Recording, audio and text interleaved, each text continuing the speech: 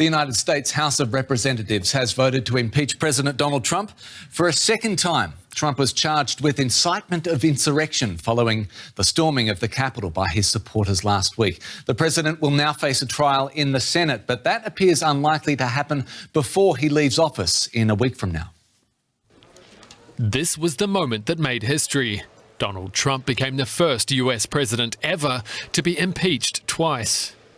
On this vote, the ayes are 232, the nays are 197. The resolution is adopted. Without objection, the motion to reconsider is laid upon the table. And this time, it wasn't just Democrats who were in favor. 10 members of Trump's own Republican Party also voted to impeach the president. The impeachment proceedings moved at breakneck speed, the result coming just a week after the violence at the Capitol. Democrats were hoping to remove Trump from office just days before his term ends. But that would first require a trial in the US Senate. And there, Majority Leader Mitch McConnell has rejected a quick process, saying there is no chance of a fair or serious trial before the president leaves office.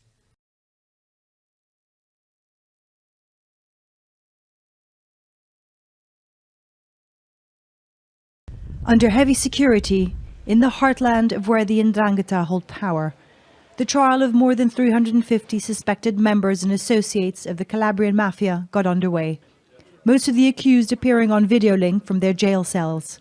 No small achievement for prosecutor Nicola Gratteri, who has been working against the powerful group for decades and as a result has lived under police protection for the past 30 years. Omerta is an age-old mafia code of silence, applied through fear, instilled by violence in a population so as not to tell, not to testify to the authorities. But around 900 witnesses are expected to be called in this trial, backed up by thousands of hours of wiretaps, to help the case against the accused, who include politicians, police chiefs and lawyers. Most were arrested in a raid in 2019 that spanned Italy, Germany, Switzerland and Bulgaria.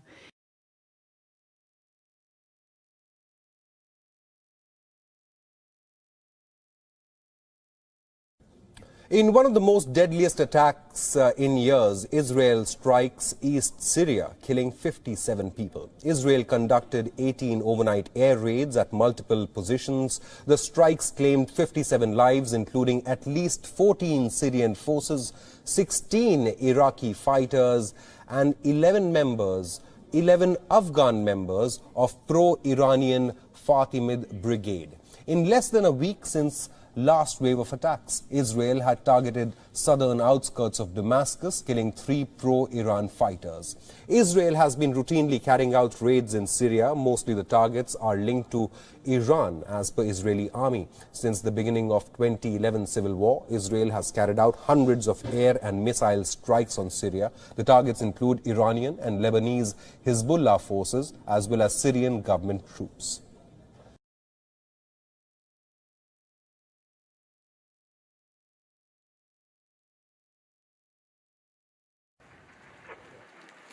The capital of the Central African Republic, under attack.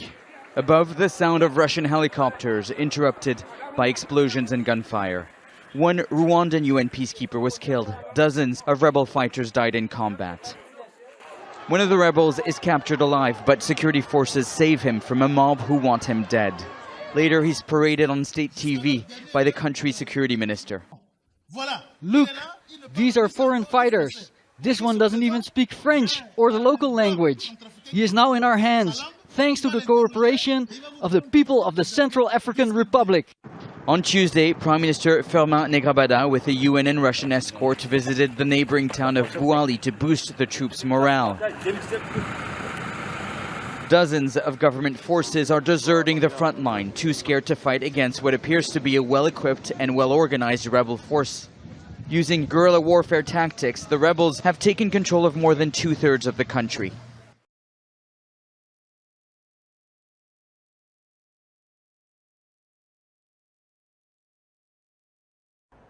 Interpol has asked global police forces to detain the captain and owner of the ship that carried the chemicals responsible for August's catastrophic explosion in Beirut. That's according to Lebanese state media. It's been 5 months since one of the biggest non-nuclear blasts on record. 200 people were killed and thousands injured. Interpol has issued what are called red notices for the individuals. A red notice is not an arrest warrant, but asks authorities to provisionally detain people pending a possible extradition or other legal action. Interpol regularly issues red notices at the request of member states. Big questions still remain about the ammonium nitrate that detonated after being stored at the port for years.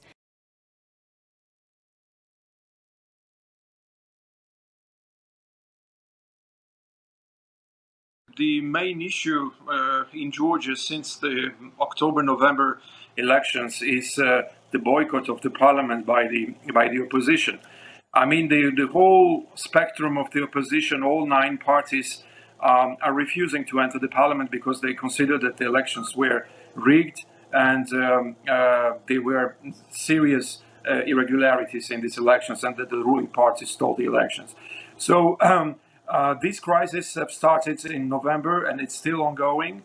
And the Georgian Dream, 30 years after the independence of Georgia, is the only political party that entered the parliament. So this is considered as something very bad by the international community as well. And in this situation, Georgian Dream made this decision to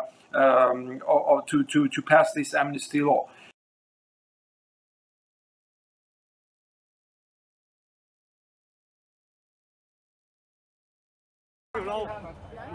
Hong Kong police arrested 11 people on suspicion of aiding a group of pro-democracy activists who are accused of trying to escape Hong Kong, local media reported on Thursday. Those arrested range in age from 18 to 72, according to local broadcaster RTHK.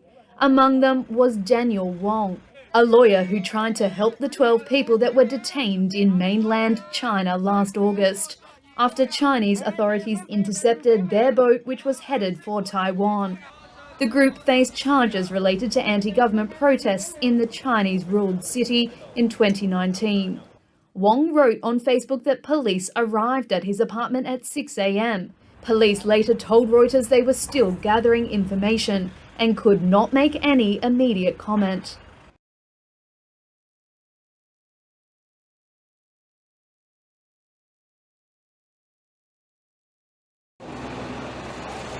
South Korea's Supreme Court upheld a 20-year jail sentence on Thursday for former President Park Geun-hye. This brings an end to a legal process that began in 2017, when Park was removed from office and arrested on corruption charges. She was found guilty of colluding with a confidant to receive tens of billions of won from major conglomerates for her family and to fund nonprofits she owned. Her case has been tried in several courts over several years, but the Supreme Court's decision exhausted her legal avenues. Park has denied wrongdoing, and with her legal process over, her supporters are calling for a presidential pardon. Park is the daughter of a military dictator and was elected in 2013 as the first woman to be president of South Korea. South Korean support for a possible pardon is split down the middle.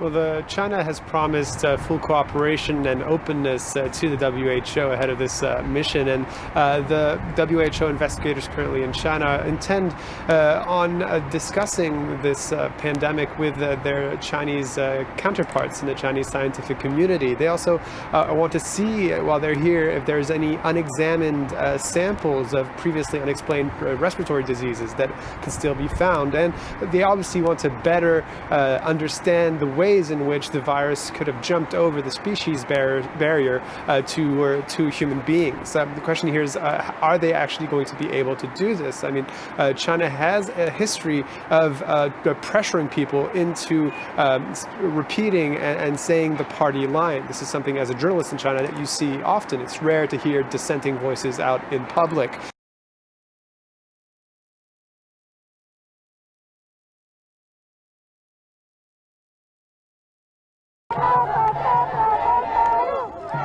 putting pressure on an already strained health system.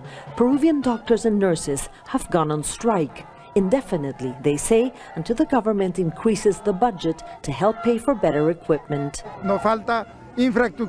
We lack infrastructure, oxygen, human resources, equipment. We can't go on like this. It will be worse than last year. Last year, analysts say nearly 90,000 Peruvians died of COVID-19. A second wave is threatening more lives, including healthcare workers.